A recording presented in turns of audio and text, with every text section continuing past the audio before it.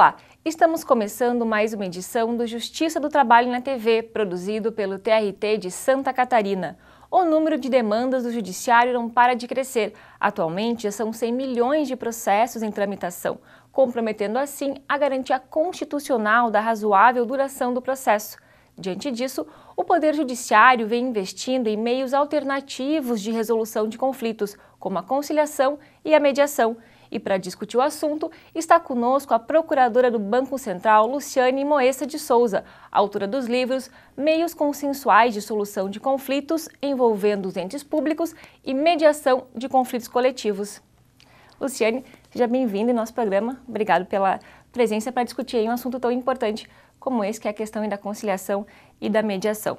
Então, diante da edição da Lei da Mediação no ano passado, que entrou em vigor em dezembro de 2015, e do início da vigência do novo Código de Processo Civil, em vigor em março deste ano, que enfatiza aí também os meios consensuais de resolução de conflitos, eu queria saber como que você vê a utilização desses novos instrumentos e o que eles podem trazer de benefício para a sociedade brasileira.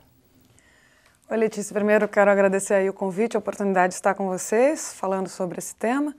Eu vejo que existe uma demanda enorme, um potencial enorme para aprimorar aí o nosso sistema de resolução de conflitos, seja na esfera administrativa, seja na esfera judicial, né? A primeira reclamação dos usuários do sistema, naturalmente, é a demora, e essa é uma das grandes vantagens apontadas por quem conhece a mediação e a conciliação, que é abreviar a duração do processo. É uma vantagem importante, mas que não é a única e não pode ser colocada acima das demais vantagens que a mediação ou a conciliação ou mesmo a negociação direta entre as partes podem trazer para a resolução do conflito. A segunda delas é o fato de essa solução ser alcançada de uma maneira mais econômica, mais barata para as partes, menos onerosa. E a terceira, que eu coloco como a mais importante, eu considero a mais importante, é alcançar uma solução mais satisfatória para todos os envolvidos, porque justamente é uma solução construída pelas partes, né? Através do diálogo, facilitado ou não por um terceiro. Então, é uma solução com a qual elas concordaram e que tem uma chance muito grande de ser cumprida espontaneamente e de uma maneira que atende satisfatoriamente a todos, né? Pode não ser a solução ideal que cada um sonharia individualmente, mas é uma solução que todos conseguem, com a qual todos conseguem conviver. Você falou de redução de custos. De que forma exatamente a mediação e a conciliação reduzem esses custos? Pelo fato dela abreviar a duração do processo judicial, ela se desenvolve normalmente em muito menos etapas do que um processo judicial comum, em que você tem uma instrução mais alongada. Não significa que não se faça a instrução, que não se esclareçam os fatos no processo de resolução consensual. Mas no processo de resolução consensual isso pode ser feito de maneira mais rápida, mais objetiva, e não se tem a fase de interposição de recursos, né? Que é uma fase que leva muito tempo, além da execução forçada. Como o cumprimento espontâneo raramente ocorre da obrigação a qual uma das partes é condenada na decisão judicial, é necessária essa outra etapa de execução, que leva, normalmente, alguns anos também. Então, o fato de não ocorrer a interposição de recursos e de não existir a fase de execução, só isso, e o fato de não haver também prazos rígidos previstos no Código de Processo Civil, e sim, ou na CLT, no caso da Justiça do Trabalho, e sim prazos que são acordados pelas partes durante o procedimento, tudo isso faz com que a solução seja alcançada de uma maneira muito mais rápida. Eu só queria que a senhora esclarecesse um pouquinho, você comentou antes sobre a negociação, né? Então tem a mediação, a negociação e a conciliação, que já é um instrumento utilizado desde a criação da Justiça do Trabalho, no caso específico, né? Certo. E só complementando um pouquinho a resposta anterior, acabei esclarecendo a duração, mas como a atuação no processo judicial pressupõe a atuação de advogados, aí você entende por que uma duração mais curta pressupõe uma atuação mais econômica, tá? Ao mesmo tempo. Sobre a diferença entre os três caminhos, na verdade, a negociação é mais simples de distinguir da mediação e da conciliação, porque nela você não tem a presença de um terceiro. Então, vamos imaginar, no caso da Justiça do Trabalho, que as partes, os advogados delas, né, com a participação delas, conversem diretamente, cheguem a um acordo, peticionem ao juízo antes mesmo da realização de audiência de conciliação ou depois dela, em qualquer etapa do processo, sem a intervenção de um terceiro. Aí você tem negociação direta, que é uma forma muito interessante também de resolver conflitos, sobretudo conflitos bilaterais, em que você só tem dois lados, e significa que as partes estão conseguindo se comunicar diretamente sem o auxílio de um terceiro, e não tem nada de errado com isso, né? O mediador ou o conciliador só entram em cena quando, o que é comum quando se tem um conflito, por algum motivo essa comunicação não está acontecendo de forma produtiva, então a presença dele pode ser útil para facilitar esse diálogo que busca resolver o problema de vez, né, de uma maneira que atenda a todos de forma satisfatória e não da maneira tradicional em que um ganha e o outro perde necessariamente. A diferença entre a mediação e a conciliação diz respeito à natureza do conflito.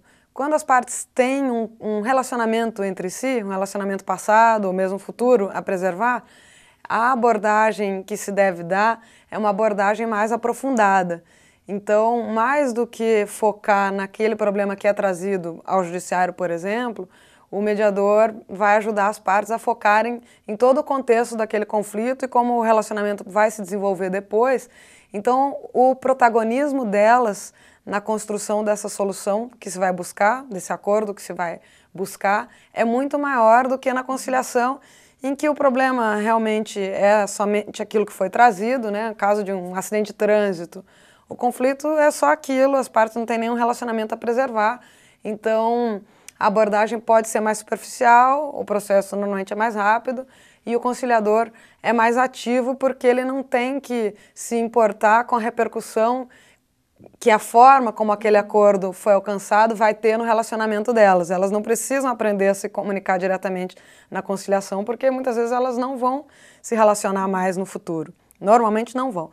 Enquanto que na mediação, o mediador deve realmente atuar preferencialmente como facilitador e garantir o protagonismo das partes, ressalvadas as situações em que você tem a desigualdade de poder e que ele tem que atuar para equilibrar isso, né?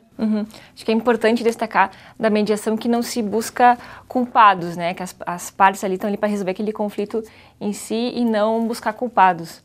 Sem dúvida isso é um dos elementos, mas é claro que toda mediação se dá no contexto de um conflito e existem fatos passados em que existem responsáveis. Então, pensando na esfera do poder público mesmo, esse tipo de exemplo é muito dado na esfera de conflito familiar, em que a mediação tem um potencial maravilhoso e tal, mas na esfera de conflitos envolvendo poder público, em que os entes públicos têm competências e os entes privados têm obrigações também e direitos, naturalmente, muitas vezes se verifica que houve erro, sim, e que existem responsabilidades a serem apuradas, sim. Então, esse exemplo típico, essa fala típica de que não existem culpados, vamos pensar naquele exemplo do acidente aspas, né, da grande tragédia ambiental envolvendo a Samarco no ano passado. Não é possível dizer que não houve culpados. É preciso pensar em como resolver o problema focado no futuro, mas houve falhas, tanto do lado da empresa quanto do lado do poder público, tanto na esfera federal, quanto estadual, quanto municipal, e não dá para ignorar isso. Então, essa já é uma das principais peculiaridades quando você pensa em entes públicos, em conflitos que envolvem entes públicos, né? Bom, Luciane, o foco então das suas pesquisas e atuação tem sido especialmente os conflitos que envolvem o poder público, né? Sendo que a gente sabe aí que mais da metade dos processos judiciais no país, ao menos um ente público é parte. Você vê alguma dificuldade na utilização da mediação ou de outro método de resolução de conflitos quando o poder público é parte? Eu vejo necessidade, sim, de diversas cautelas adicionais. Nós temos um regime jurídico próprio, né, que é diferente dos entes privados ou das pessoas físicas. Então, esse regime tem que ser respeitado também quando você utiliza um método qualquer de resolução consensual do conflito. Não se vai esquecer o princípio da legalidade, por exemplo, de forma alguma. Quando você vai construir um acordo, você tem que construir um acordo que respeite todas as normas que são aplicáveis àquela matéria, né? Desde a Constituição até a última portaria, passando pelas legislações que se apliquem ao tema. Você tem que garantir a transparência no próprio processo também de construção do acordo, sobretudo se for um conflito coletivo, que envolve políticas públicas, né? Um conflito de natureza ambiental, por exemplo, e você tem que respeitar também o princípio da isonomia. Então, quando existem conflitos repetitivos e o poder público se dispõe a negociar uma solução para esse tipo de conflito, ele vai ter que fazer a mesma proposta, adaptar os mesmos parâmetros para todos aqueles que estão na mesma situação daquele conflito, né? Todos os cidadãos, todas as empresas que estão na mesma situação. Por conta disso tudo é que eu vejo a necessidade de motivar os acordos envolvendo o poder público, motivar expressamente à luz dos fatos e das normas jurídicas que são aplicáveis, para justamente comparar com outros casos, verificando se eles são semelhantes ou não, para dar segurança de que a legislação foi respeitada, para se compreender na motivação desse acordo de que a solução encontrada foi a mais satisfatória para todos os envolvidos e que os princípios do ordenamento jurídico foram devidamente respeitados. Quando se fala em poder público, a questão realmente acaba sendo mais delicada, né? Tem que se tomar mais cautela. E como que você avalia que a nova lei de mediação de conflitos conseguiu dar conta de todas essas peculiaridades dos conflitos que envolvem o poder público? Eu entendo que ela não enfrentou, infelizmente. Perdeu-se uma grande oportunidade de enfrentar isso, porque ainda existe muita resistência, ainda existe muito receio de que conflitos, de que a celebração de acordos para resolver conflitos envolvendo o poder público leve à realização de fraudes, né, ou de soluções que não são as mais adequadas para o interesse público de modo geral, ou para os diferentes interesses públicos que estão em jogo. Então, se perdeu a oportunidade aí de exigir uma motivação adequada para os acordos, de deixar claro aquilo que já deveria ser claro, mas eu já vi na prática diversos acordos que não tomam esse cuidado de que a legislação foi identificada e respeitada, de que todos os fatos relevantes foram apurados e de que acordos celebrados em determinado conflito se aplicam, né, propostas apresentadas pelo poder público para determinado tipo de conflito se aplicam a casos semelhantes e também para garantir a transparência em relação ao processo como regra e aos acordos deles resultantes. Não uma transparência total, é possível realizar sessões privadas também na mediação de conflitos envolvendo o poder público, mas a confidencialidade, que é uma das características do processo de mediação tradicional, que nasce para os conflitos privados, quando você tem o poder público envolvido, ela tem um espaço muito restrito. Aliás, esse é o único tema que a legislação tratou, expressamente que a confidencialidade se aplica nos termos da lei, com as restrições da lei, o que já deixa uma margem evidente para se lembrar do princípio da publicidade, que é regra nas relações envolvendo o poder público, né? Que você defende, inclusive, no caso das mediações, né? Sem dúvida, sem dúvida.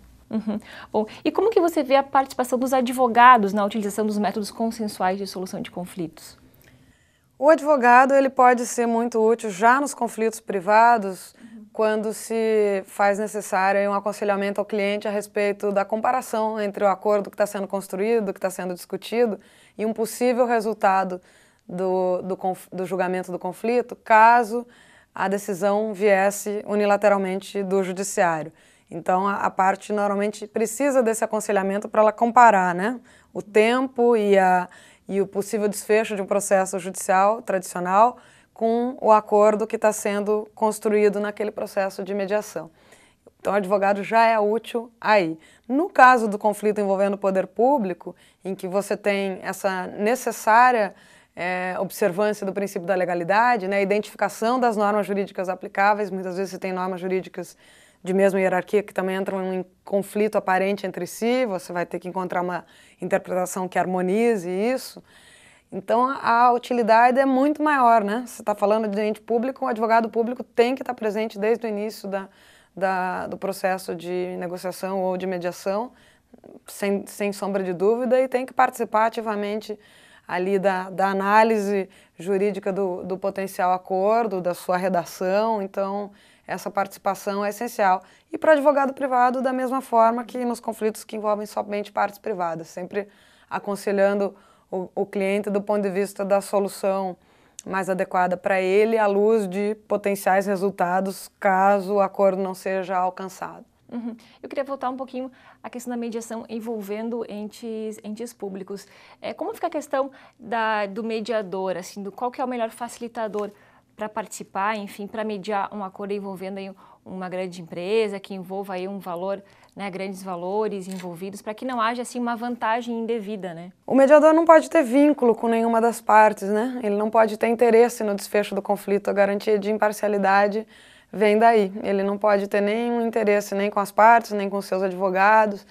Então, essa é também um traço básico, uma característica básica da mediação. Uhum. Quem tem vínculo com as partes pode atuar como negociador do lado delas, né, buscando a construção de um acordo que seja satisfatório para elas, também respeitado os interesses legítimos dos outros lados. Mas o mediador, aquele que atua como facilitador na construção do acordo, ele não pode ter nenhum vínculo, ele não pode ter nenhum interesse no desfecho do conflito, seja ele A, B ou C. Uhum. É só isso que pode garantir a imparcialidade dele, ao lado da transparência, quando você tem o poder público envolvido, ao lado da questão da fundamentação dos acordos, né? Ao lado desse esclarecimento dos fatos relevantes, da identificação das normas jurídicas aplicáveis, para mostrar que, na verdade, a rigor, se aquele acordo não tivesse sido alcançado, ao fim e ao cabo de um processo qualquer, que seria muito mais longo e muito mais desgastante, a solução possivelmente seria muito parecida com aquela que foi possível alcançar. Porque os limites legais têm que ser respeitados. A solução pode ser criativa, mas os limites legais têm que ser respeitados, né? Bom, Luciane, e sobre os conflitos coletivos que envolvem políticas públicas, que são os conflitos aí mais complexos e com maior número de atores, né? E que muitas vezes aí têm sido judicializados no Brasil. Como você vê que a mediação pode contribuir para a solução nesses casos? Eu acho que ela pode dar a melhor resposta possível, sobretudo quando já se chegou nesse estágio da judicialização, né? Porque esses conflitos têm atores diversos que representam interesses legítimos que entram em conflito entre si, gerando dilemas, muitas vezes que parecem não ter uma resposta, parecem até impossíveis de resolver. Eu já atuei na prática com alguns desses conflitos envolvendo mineração, por exemplo, com impactos ambientais, questões que afetam comunidades tradicionais. Existem outros tantos conflitos aí envolvendo grandes indústrias, usinas hidrelétricas, que têm impactos ambientais em matéria de saúde e segurança do trabalho. E é preciso construir soluções que contemplem as peculiaridades daquele local, daquela comunidade, daquela empresa, daquela atividade econômica. E o melhor caminho para isso é justamente o diálogo. O diálogo facilitado por um terceiro, porque com essa multiplicidade de atores, esperar que partes que, na verdade, vêm de universos totalmente diferentes, com modos de vida e linguagens e prioridades totalmente diferentes, vão conseguir dialogar de forma produtiva, sem atuação de facilitador, é otimismo demais, né? Na verdade, eu nunca vi isso acontecer. Na verdade, em alguma medida, ainda que você não tenha uma mediação formal, alguns mediadores, alguns pacificadores, geralmente têm que entrar em cena para construir soluções aceitáveis quando você tem um conflito dessa natureza. Soluções que vão tomar mais tempo do que o conflito individual tradicional, né? Você vai precisar de tempo, inclusive, para identificar quem são todas as partes interessadas.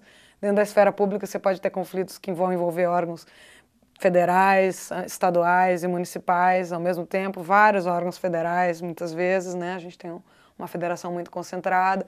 Cada órgão vai ter a sua política pública própria, que vai competir com a política pública do outro órgão, e você vai ter que encontrar uma forma de compatibilizar. E eu vi, claro, sempre o empreendedor e a comunidade, ou as comunidades afetadas, para construir uma solução que seja aceitável para todos eles. Você tem interesses indisponíveis, normalmente, em jogo nesse tipo de conflito, e ninguém pode simplesmente abrir mão deles. Você vai ter que montar um quebra-cabeça em que todos eles sejam respeitados, embora alguma flexibilização, né?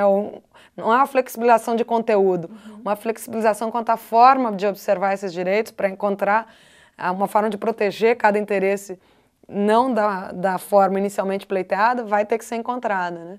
Então, a mediação, dado esse potencial aí de buscar soluções diferentes das inicialmente pensadas, de criar soluções por meio do diálogo, ela tem um potencial imenso. Bom, nesse caso, é importante então conseguir viabilizar de uma maneira clara a participação de todos os atores envolvidos. Isso é fundamental. Bom, e no âmbito da Justiça do Trabalho, que tem aí em comum os conflitos envolvendo o poder público, em regra tanto a existência, né, de uma significativa desigualdade entre as partes, quanto justamente a presença de direitos e interesses indisponíveis, como a senhora mencionou. Você entende que a mediação ela também pode ser um instrumento útil?